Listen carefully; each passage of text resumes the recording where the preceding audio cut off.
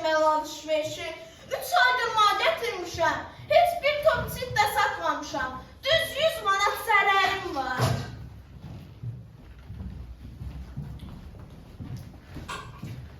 Buyurun, xoş gəlmişsiniz. Səfa gətirmişsiniz.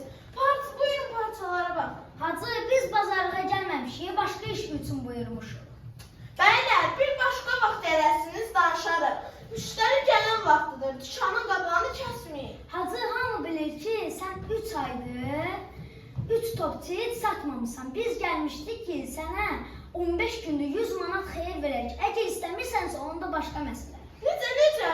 15 gündə 100 manat xeyir? Hacı, sözümə qulaq as. İndi frənk malı çox baha olub. Təbrizin arşını bir Abbasiyə alınan çit burada 6 şaha satılır, 2 şah xeyir qalır. Bilirsən bunun səbəbi nədir? Arazın o tərəfinə heç kəs arazın o tərəfinə keçə bilmir. Amma biz səni gizli yollar ilə Təbrizə apararıq.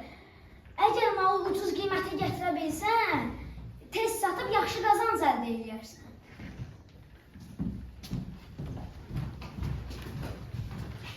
Əgər Əsgər bəyin dedikləri həqiqətdirsə, onda 15 gün içində 100 manat xeyir qazanaram. Hətta Əsgər bəy söz verib ki, bütün mallarını sağ-salamat gəlib çıxaracaq dükanına. Akşi, nə edirsən? Bu yarıq göstərdə niyə qabaqla tökübsən? Səfərim var, yola çıxacağam. De görüm, hara gedəcəksən? Əsgər bəy və Səfər bəylə Təbriz bazarına gedəcəm. Bəylər məni gizli yollarla aparacaqlar. Heç bir yasağı jandarm görməyəcəm. Bıy, başıma xeyir. Bu tələsikdə sən bunu da edəcəksən. Get dükanıma malını sat. Dükandan məgər fayda var? Qoymursan başımın çarəsi qılım. Səni görüb boğazın elə tutulsun ki, heç su dökməsin. Bircə 100 manat nədir ki, nə özünə, nə ailənə, nə də bizə xərcləyirsən. Biz 5A sinif şagirdləri olaraq Mirzə Fətəli Axundzadənin Hacıqara əsərindən bir hissəsini